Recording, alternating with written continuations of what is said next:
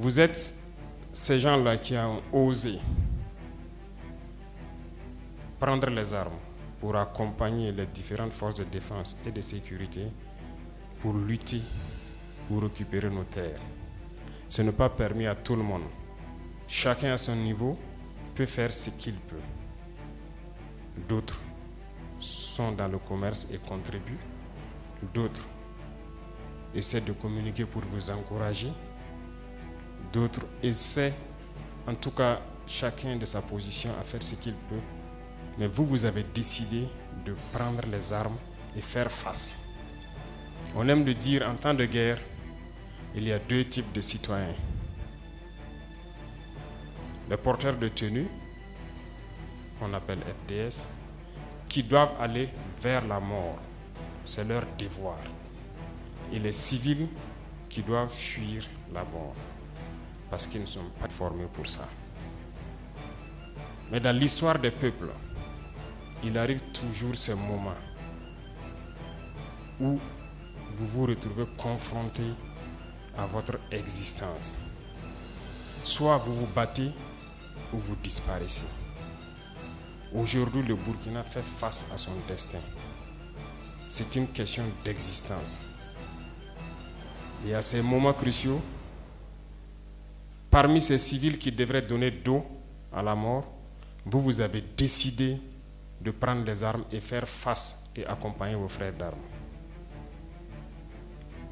Nous ne pouvons pas finir de vous rendre hommage, nous ne pouvons pas finir de vous magnifier, nous ne pouvons pas finir de vous glorifier. Vous êtes des Burkinabés et c'est tout ce qu'on a demandé. Vous avez fait face à l'ennemi sans pour autant connaître l'ennemi à fond, sans pour autant connaître, avoir les mêmes capacités que les forces de défense et de sécurité, mais vous avez fait face. Beaucoup d'entre vous ont payé de leur vie, mais vous continuez à résister. Que pouvons-nous faire pour améliorer vos conditions de travail, c'est-à-dire le combat? La première des choses, les VDP existent depuis plusieurs années, mais n'étaient pas équipés, notamment les notions d'armes individuelles. Je pense que ce problème est plus ou moins résolu. Tous ceux qui sont VDP dans les villages aujourd'hui ont des armes. De toute façon, ils sont nombreux encore à vouloir s'inscrire, je suis sûr.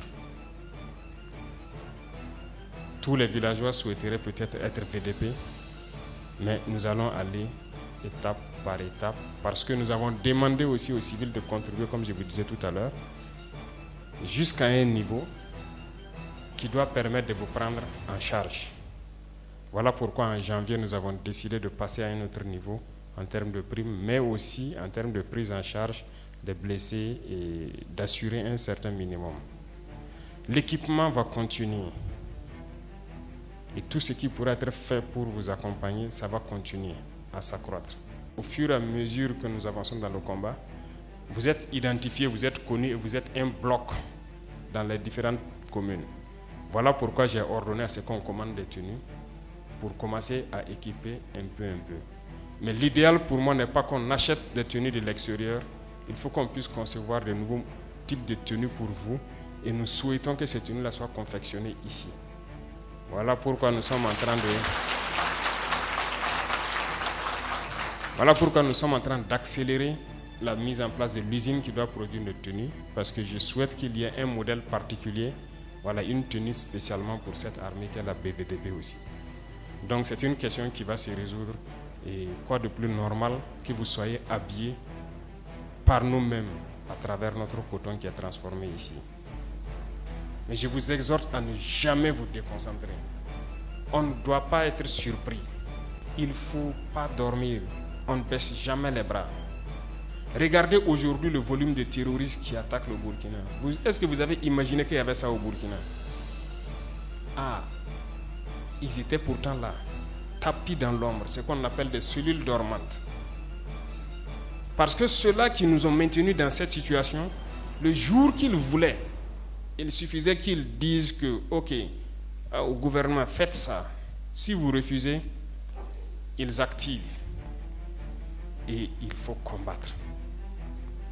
Ce sont des ennemis de la nation. Ils ont décidé d'attaquer leur patrie. Il faut les combattre. C'est sans pitié. L'autre volet, c'est entre vous-même. Il faut que vous surpassez un certain nombre d'événements et ne pas se laisser manipuler. Lorsqu'il y a des événements, il faut éviter de faire des interprétations ou bien de se laisser manipuler. Notre pays a longtemps été dans un système très compliqué. La plupart d'entre vous qui êtes jeunes comme moi, nous sommes nés dans ce système-là. Mais ce n'est pas ça qui peut permettre au Burkina de vivre. Parce que dans cette situation, il y a deux cas seulement. Soit on accepte combattre, ou bien on reste esclave à jamais. Je vous l'ai dit N fois. Et il y en a qui sont esclaves dans la tête. Ils ne peuvent que servir leur maître. Et ces gens-là essaient chaque fois de vous manipuler. Il faut qu'entre vous, vous vous conseillez. Parce que chaque situation peut être exploitée par ces ennemis de la nation-là pour essayer de vous décourager, de vous démotiver. Donc, il faut que vous vous conseillez entre vous et ne pas faire attention à certains propos, même sur certains médias. Tout le monde n'est pas obligé d'être patriote.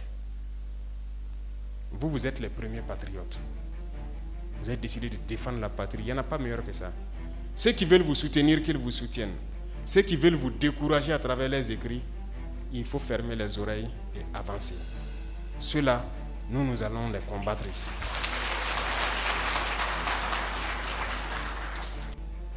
Alors, il faut qu'on se rappelle quelque chose. Dernièrement, il y a une soi-disant ONG. Ce n'est même pas une ONG, parce que ONG, c'est organisation non gouvernementale. Mais ils ne sont pas non gouvernementaux parce qu'ils sont financés par un budget fédéral, par un État. Cette soi-disant ONG-là produit des rapports pour dire que voilà, les FDS, les VDP font des exactions, c'est rentré là, c'est sorti ici. C'est pour entacher votre morale. C'est pour vous faire peur, pour vous empêcher de pouvoir combattre. Non. D'ailleurs, nous allons porter plainte contre cette ONG. Parce que il faut que les gens comprennent quelque chose. Ce qui nous arrive ici, c'est vrai qu'ils ont manipulé une partie de nos populations au Sahel ici. Mais ils n'avaient pas cet armement-là. Qu'est-ce qui a amené l'armement assez important dans leur rang? C'est la Libye. Qui a détruit la Libye? C'est cette ONG, cette même ONG qui a fait ces rapports mensongers et donné à qui veut créer une rébellion pour que les gens interviennent et faire tomber Kadhafi et la poudrière se retrouve déversée au Sahel. Ces millions de vies qui ont été ôtées dans le Sahel là, on doit porter plainte contre cette ONG parce qu'elle est responsable de ces rapports mensongers qu'elle a fait pour consolider cette thèse d'attaquer la Libye. Ils n'ont pas de leçon de morale à nous donner. Regardez le monde. Qu'ils aillent défendre les droits de l'homme partout dans le monde d'abord avant de venir ici. Nous avons la chance d'avoir des situations similaires dans ce monde-là. Vous vous êtes engagés volontairement. Il y a des pays où on prend de force, on tue. Tu pars ou tu meurs. D'autres même en voulant fuir finissent par mourir. Ils ne parlent pas des droits de l'homme. Parce que ces gens nous voient comme des sous-hommes. Ils nous voient comme des esclaves. C'est comme ça dans leur tête. Ils n'ont jamais changé de logiciel, mais c'est à nous de leur montrer que nous ne sommes pas des esclaves et nous n'allons jamais accepter cet état de fait. Il n'y a donc pas à se laisser berner par leur histoire qu'ils racontent à qui veut l'entendre. Il faut rester concentré sur votre combat. Restez concentré. Nous savons ce que nous faisons. Et même actuellement, le commandant BVDP m'a dit qu'il y a une session de formation des droits de l'homme au profit des chefs de groupe et leurs adjoints qui est en cours. Si nous faisons des efforts, nous savons que c'est pour nous. Nous ne faisons plus quelque chose pour plaire à quelqu'un. Nous le faisons pour notre patrie. Et vous vous êtes engagés pour ça. Défendez votre patrie. N'écoutez pas ces individus-là. Ils ne doivent pas entacher votre morale. Dans l'histoire du monde, il y a eu des guerres. Et pendant la Seconde Guerre mondiale, les peuples se sont organisés pour se défendre. Un peu partout. Mais il y a un pays qui ne pouvait pas se défendre, qui était obligé de venir prendre nos ancêtres pour aller les défendre. Et aujourd'hui, ce même pays veut nous donner des leçons.